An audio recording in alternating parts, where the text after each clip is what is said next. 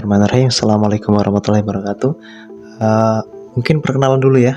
Perkenalkan, nama saya Misbahul Munir, biasa dipanggil Munir. Alamat saya Wanadati RT 1 RW 5, Kecamatan Wanadati, Kabupaten Banjarnegara, Jawa Tengah. Saya owner dari MM Farm Banjarnegara, yang alhamdulillah per November kami berumur genap 3 tahun, alhamdulillah ya. Jadi kami sudah bergulat kurang lebih di percacing ini 3 tahun. Di video kali ini saya akan membahas tentang gimana sih cara berternak cacing yang simple gitu. Karena kenapa? Banyak youtuber yang lain yang membagikan cara berternak cacing, cuman bagi kami itu masih terlalu menyusahkan gitu. Contoh dari media yang youtuber lain itu bagikan, contohnya itu kokopit harus dicampur dengan pelepah pisang, harus dicampur dengan grajian kayu atau onggo aren atau apa. Jadi sebenarnya cukup ambil salah satu aja sebenarnya bisa. Contoh kalau yang kami terapkan itu dari media itu pakai bekas jamur tiram, kalau enggak pakai grajian kayu. Udah pakai itu aja udah cukup untuk ternak gitu. Mungkin langsung aja ya, jadi tanpa basa-basi kita bahas. Untuk yang part pertama ini kita bahas tentang tujuan dan pengenalan tentang garis besar tentang cacing tanah. Ikuti sampai habis. Yang pertama yang kami harus tekankan itu di tujuan sebenarnya. Kenapa? Tujuan berternak cacing itu menurut kami itu penting. Yang pertama, ketika teman-teman tidak tahu arah tujuannya, contoh hanya berpikiran bahwa cacing tanah itu dijual, ya berternak cacing ya jualnya cacing. Padahal nggak, sebenarnya bukan hanya itu. Contoh cacing itu bisa dibikin apa? Kapsul cacing, bisa dibikin campuran pelet, bisa dibikin buat pengganti pakan ternak.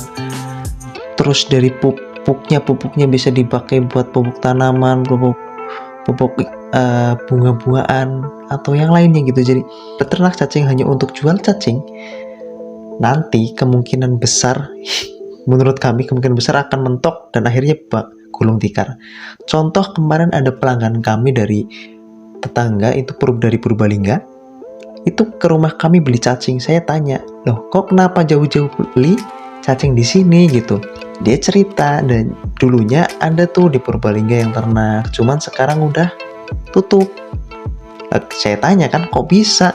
Iya karena harganya banting-bantingan, harganya turun.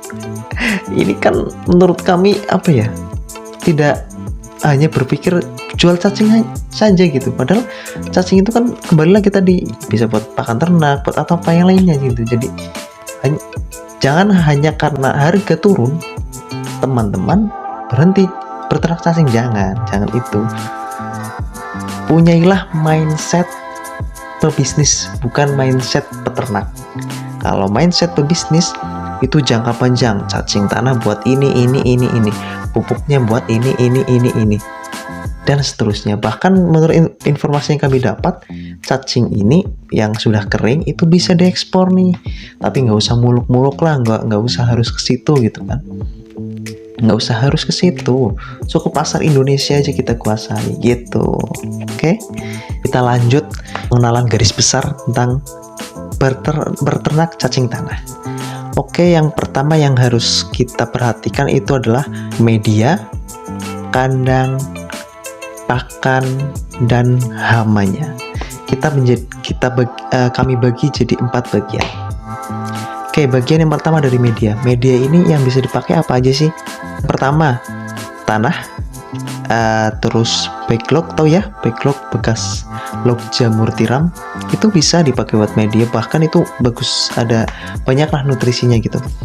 Terus apalagi grajian kayu, terus onggo aren, terus kokopit dan lain sebagainya. Jadi tapi salah satunya contoh grajian kayu nih. Berdasarkan pengalaman kami, ketika pakai grajian kayu itu biasanya mengandung solar atau oli. Nah, cacing ini kan tidak kuat dengan bahan kimia, apalagi yang oli itu. Jadi kemungkinan mati dulu kami itu mati banyak itu gara-gara salah penanganan media grajian kayu gitu. Untuk Grajian kayu nanti bisalah direndam atau mungkin disiram atau diapakanlah biar olinya itu misah dengan si grajian kayu gitu sih. Oke, lanjut yang kedua, bagian yang kedua yaitu kandang. Kandang ini banyak jenisnya ya, berbeda-beda. Ada yang langsung di tanah, bukan langsung di tanah, tapi terpal dibikin di tanah langsung, dah gitu dok. Ada. Kalau yang kami terapkan itu pakainya rak bersusun. Nanti kami videokan atau kami tampilkan video atau fotonya gitu. Apalagi yang bisa buat kandang? Karung. Teman-teman cuma cukup pakai karung. Ya udah dibuka, dikasih grajian kayu, kasih backlog atau kasih ya pokoknya media yang bisa buat pakan buat cacing. Ya udah pakai. Itu sebenarnya simpel banget. Nggak harus muluk-muluk. Nah, kebanyakan dari kita itu, kalau misal ngikut kami gitu yang langsung rak bersusun gitu, saya nggak punya modal, susah nih bikin rak, atau apalagi, jadi hilangkan semua alasan-alasan itu. Jadi kita itu bisa mulai dengan hal yang paling kecil, hal yang paling simpel, entah itu dari karung, ember mungkin yang rusak, atau ada drum yang rusak, pakai aja gitu. Mulai dari yang kecil dan lakukan sekarang juga. Simple kan? Oke, yang berikutnya, yang ketiga, kita pakan cacing ini apa aja sih? Pokoknya apapun yang organik, bukan kimia ya, apapun yang organik itu bisa dipakai buat pakan cacing tanah gitu. Contoh apa? Kalau yang kami pakai kulit pisang yang sudah busuk sama ampas kelapa. Terus apalagi itu selain itu? Ampas tahu. Nah itu keren banget sih. Itu gizinya banyak, protein luar biasa buat cacing, pertumbuhannya insya Allah lebih cepat. Cuman yang kami alami ketika kami ambil di pabrik tahu itu sering udah nggak kebagian kan ya, karena rebutan sama peternak sapi, peternak kambing. Itu kan kapasitasnya besar tuh, kami udah kalah saing gitu. Jadi wes, akhirnya kita pakai yang seadanya. Kembali lagi, nah ini ketika kita mentok nggak bisa pakai pakan ampas tahu, ya cari yang lain, alternatif. Nggak ujuk-ujuk alasan, ampas tahu nggak dapet, berarti saya nggak bisa ternak cacing. Bisa cari alternatifnya. Terus apalagi nih yang organik? Kotoran sapi ada nggak? Kalau ada pakai tuh, keren. Terus kohe kambing juga bisa tuh. Terus buah busuk, pokoknya yang penting organik ya. Tapi nih kami ada pantangan nih berdasarkan pengalaman kami ketika berternak cacing gitu. Tantangannya itu pakan pertama dari kubis. Kami sangat tidak menyarankan teman-teman pakai kubis untuk kasih pakan cacing. Kubis ketika masih segar terus ditumbuk atau mungkin di blender itu bagus tuh, karena belum sampai busuk. Parahnya nanti kalau sudah sampai busuk itu mengandung racun yang sangat berbahaya sama buat cacing. Akhirnya cacingnya nggak sehat, mati dulu. Kami juga banyak yang mati tuh dari pakan kubis ya. Pengalaman kita berproses gitu, jadi belum tahu dulu. Pokoknya pakan yang selain kubis, sisanya kan masih banyak tuh, semangka busuk, bahkan kertas sebenarnya bisa diurai sama cacing. Termasuk daun kering bisa tuh, cuman ya itu karena kering pasti makannya itu lama, takutnya kelaparan gitu kalau dikasih makan yang kering-kering kayak gitu. Oke, yang terakhir, yang keempat itu hama. Nah nih, cacing itu ada hamanya nggak sih? Ada. Yang pertama tikus. Nah ini bisa dibilang yang paling rakus makan cacing. Kalau teman-teman dekat persawahan, nah ini hati-hati nih, dekat persawahan, dekat perkebunan, itu hati-hati dengan si tikus ini. Alhamdulillah sih di kami juga lumayan banyak tikus, cuman alhamdulillah nggak ganggu gitu.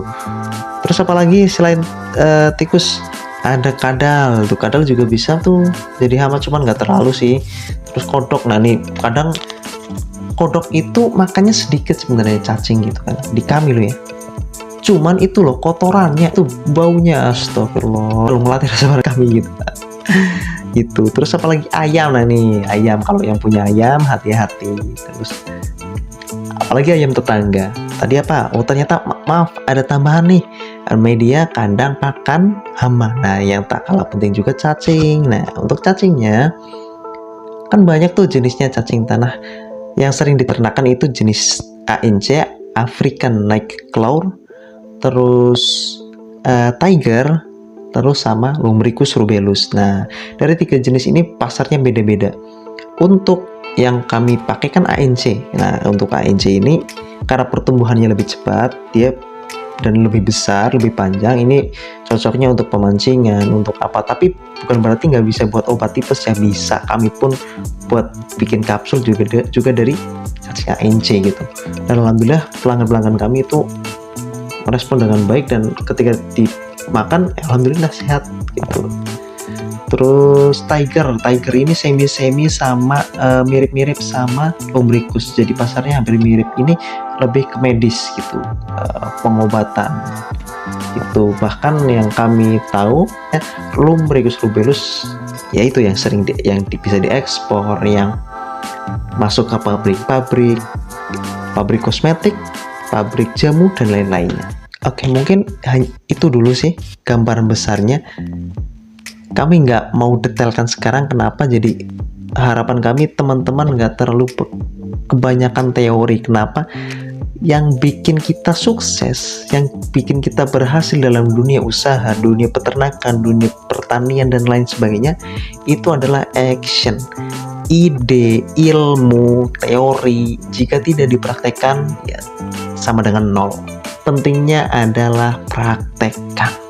Apapun ilmunya, sekecil apapun ilmunya, sesimpel apapun itu teori atau ilmunya, yang penting praktekkan. Oke, mungkin itu dulu dari kami.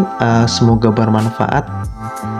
Jangan lupa like, komen, dan share. Assalamualaikum warahmatullahi wabarakatuh.